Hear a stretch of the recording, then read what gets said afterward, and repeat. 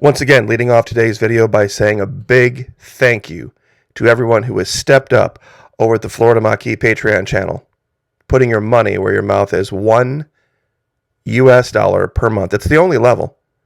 It's even less than that. It comes out to like 90 cents if you sign up for an entire year. We teach psychological operations, primarily using the 24 logical fallacies and 24 cognitive biases that exist in everyone's mind. Well, in today's video here, we have a couple of whoppers to cover, but once again, we would love to have you over there. I'm sure you'll see people down in the comment section talking about the Patreon channel. It's gloves off. It's meant for adults. It's meant for people who want a deeper dive into the realities of what's going on in the world. Absent censorship, we've been able to partner with Vimeo to do this. Who remembers this channel almost 4 years ago, actually closer to 5, talking about how there was a plan in place to go in and invade Venezuela? A lot of people thought I was overstating the case. Oh, Florida Maquis, Trump would never do this. Well, guess what? We saw him try multiple different ways, and now we have proof that there was actually a plan on paper to go in with the help of the Argentinians and invade Venezuela. But first, I have a question. Why is nobody asking Joe Biden, President Joe Biden, why haven't you contacted Juan Guaido about getting Venezuelan oil to help bring the price down? We've heard that you've sent envoys to Nicolas Maduro, but he's not really the legitimate president. We've established that random guy named Juan Guaido, self-declared president, is the actual president. Well, guess what? We have more information on that too. Now we know why, and we also know how he and Lopez, his buddy, were able to slip out of the country after their staged coup fell apart so epically and fantastically. But I'm still kind of confused a little bit by a lot of conservatives. I thought capitalism was the key. It was the way forward. And of course, the opposite, socialism, was the way backward, the way into poverty. Well, gas prices running up as high as they can will enrich oil companies, private business. It seems like that would be a great thing, wouldn't it? See, I'm sure these companies are over the moon with gas prices as high as they are. They're making profits hand over fist. I mean, isn't the argument that, well, we can't have state-run oil because, well, I guess there is no argument, is there? Because of corruption. Oh, wait, there's corruption in big oil? Yes or no? You see, that's the question I don't get. You see, this is the Boston Globe, a leftist, horrible social leftist rag, that says higher gas prices could be just what we need. Here's the inconvenient truth. Higher gasoline prices are exactly what we need right now. Let's assume that the price will continue to climb over time, and then make decisions accordingly about what and whether to drive and where and how to live. Well, you see, that's kind of a weird thing for a leftist to say, that based on financial considerations, you have the right to make whatever decision based on that going forward. We drive private cars and care about the price at the pump because the infrastructure tells us to. As economic beings, we are not wrong to do so, but as civic actors, we all have a duty to support measures to change that infrastructure and wean ourselves off fossil fuels, blah, blah, blah, blah, blah, blah, blah, right? Less vulnerable to the whims of oil-rich dictators. So I still have a question, and please help me out here because I still don't get it. People say that if we had a different person sitting in the West Wing in the federal government, that policies could be put in place to bring down the price of oil, meaning let's pump oil here. That's allegedly the goal, right? That would not bring prices down. That would actually make them go up. Because pumping U.S. oil is prohibitively expensive. Why? Because foreign oil is so much cheaper. Why? They pay their people less. Especially Venezuela. A lot less. Pumping oil here is incredibly expensive. People say, well, it'd bring more to market. It'd bring more to market here, but all you're talking about is just taking oil out of one side of the barrel and pouring it into the other. For every barrel of oil we would pump here, that's just one barrel that goes someplace else. And those who have a vested interest in keeping the price high will keep the price high. And if you say it's government's job, and this is the real key here, if you say it's government's job to keep oil or gasoline prices affordable, socialism confirmed. The government's job to control prices. The government's job to institute policies that control private businesses so that things are affordable. That is socialism. That's called price controls. You see, on the other side of the coin, where there are state-run oil countries like, dictatorships like Brazil, Mexico, Norway, Peru, Ecuador, dictatorships, When prices go up, that's wonderful for the people of those countries. Why? Their governments become flush with cash, and they don't need tax revenue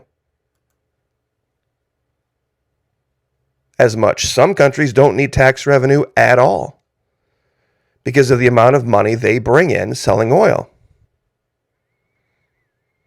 So if you say that capitalism is the direction to go, it's the future, and that's what brings freedom and prosperity, then you shouldn't have any complaint about the price of gasoline, because big companies and businesses are doing fantastic as the price goes up. Now, McKee, you had mentioned a plan to invade Venezuela for their oil. Argentine army planned for an invasion of Venezuela in 2019. An Argentine blog, El Cohete a la Luna, disclosed documents of military drills for an eventual Argentinian role in a multinational military operation against Venezuela. A new investigation revealed that Argentina's army contemplated the invasion of Venezuela under the government of former President Mauricio Macri, who supported the U.S. military strategy to overthrow President Nicolas Maduro. In the Puma exercises between April and July 2019, when we were talking about this, by the way, which simulated an invasion of Venezuela, the armed forces executed 7 sessions in the garrison of Campo de Mayo and by video conference with the paratrooper brigade of Cordoba, the ex-mechanized brigade of La Pampa, and the special operations force commandos also of Cordoba. Now, I'll give you a link to this and you can read this up. But these events were going on right when we were involved in all of that humanitarian aid debacle and sending in people to try to go take out leaders and all this kind of stuff. I'm sure a lot of you remember the videos. And caught a lot of backlash for this. Now, Venezuelan government rules out talks with Guaido over links to detained drug kingpin. You see, that's right.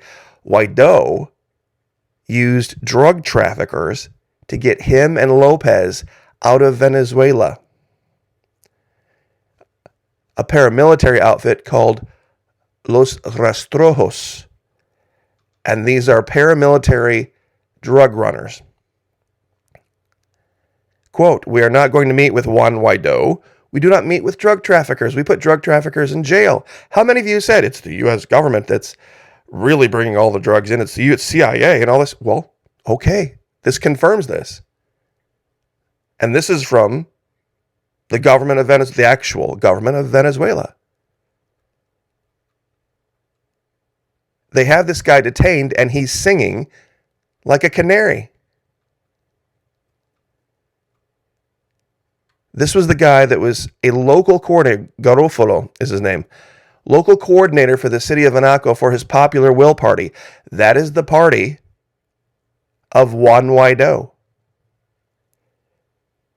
The National Assembly president further charged that Garofalo was the main financier of Popular Will and revealed alleged conversations between former opposition lawmaker Franco Casella and Marco Aurelio Quiñones, the head of Guaido's party, in the previous parliamentary legislature. So they've got him. Dead to rights. They've got the guy that got him out. That's why this guy failed. And many don't remember. Venezuela used to be, even when they were socialist, years and years ago, they were our ally. They were our ally. And this is something that, while I don't agree with Abby Martin on every single thing she's ever said, nailed this. She actually traveled to Venezuela to debunk this while we were making these videos. And recently, something has happened to her that's just absolutely horrible. She used to be a host of a program on RT called Breaking the Set. And her entire archive was on YouTube.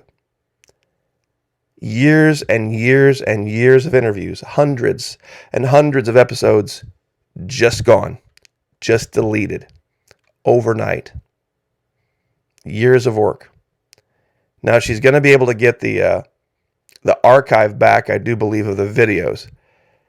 But all of the links and everything that was sprouted, so to speak, off of all of those interviews, all gone. And here's the crazy part. A lot of people think that, oh, she's a leftist. Oh, McKee, you're a leftist. The absurdity of debt-based currency, of fiat currency. The people that are, saying that I'm crazy for being against cryptocurrency because it's not fiat currency. Well, this was the whole point of socialism. The US dollar and the manipulation of the US dollar and its value was one of the keys to the collapse of Venezuela. That's what the US did with the sanctions and manipulating currencies and the parallel dollar down there. See, North Americans have no idea what it would be like to live in a country where you went to the grocery store and there were two prices on the shelf. One in the currency of your country and another one in the world reserve currency. See, we just know the dollar.